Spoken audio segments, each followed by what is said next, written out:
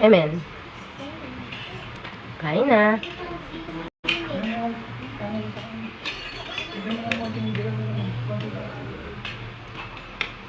Sandukan nyo nga muna, bibesi tito nyo ng ano. Sandukan nyo ng ano. Napapasak mo na.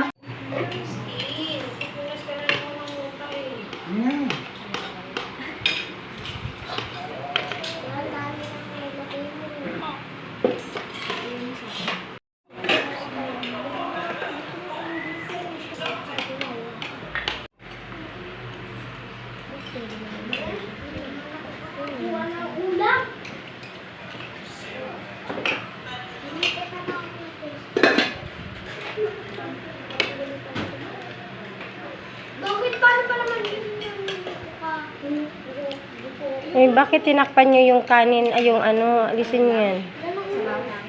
Tanggalin mo. Kaya nga akin.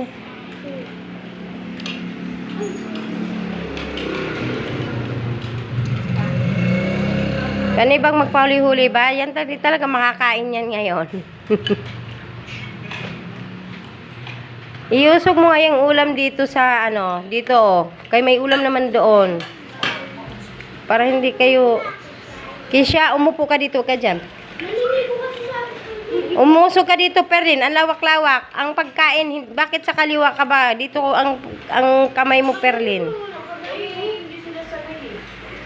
Kasi di kayo nagtatabi. Hindi, pareho naman ang ano yung... Kisha, ilapag mo yung pagkain mo dun sa mesa.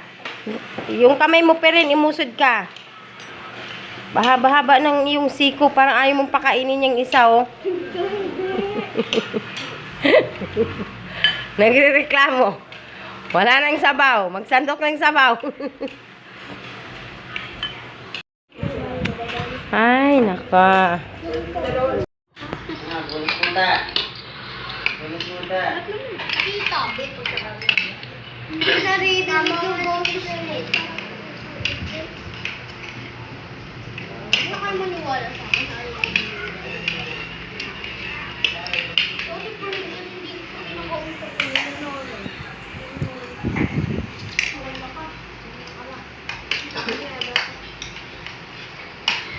Tapos na kumain, Judel, na? Busog. Busog na.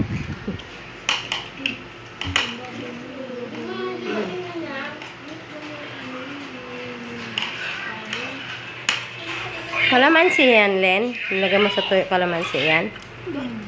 Tuyo lang. Tuyo kalamansi yan, ay may buto. Nilagyan ko ng patis. May tuyo na, may patis. Anong klase yan? May tuyo na, may patis pa. Sausawan niya. May tuyo, may patis. Inalo niya ang patis at saka yung tuyo. Nilanlan ni Perlin. Ayun o, yung tuyo. Nilagyan pa ng patis, silit, kalamansi. Hindi maalat? Ha? Alat? O, ayan, maalat daw. Baka maalat yung panlasa ni Perlin. Ha? Sanay sa maalat kasi lanlan na. Oo, sanay ito sa maalat si Perlin talaga. Bawas-bawas ka sa maalat, Perlin, mabato ka. Kalang pagkain na kidney ka. Ayun ko lang ano yan. Naalat ka, tikman mo. Hindi siya malatan kasi iba-iba ang panlasa kasi natin eh. Nilagyan niya po ng ganyan para daw maasim. Yung sabaw, tignan mo, makikita yun sa video mata. Nilagyan, nagulat ako, sabi ko, ang alat, sabi niya, ang asim na, tapos nilagyan niya ng sabaw para daw maasim. Kabuyod-buyod ang tiyan, no?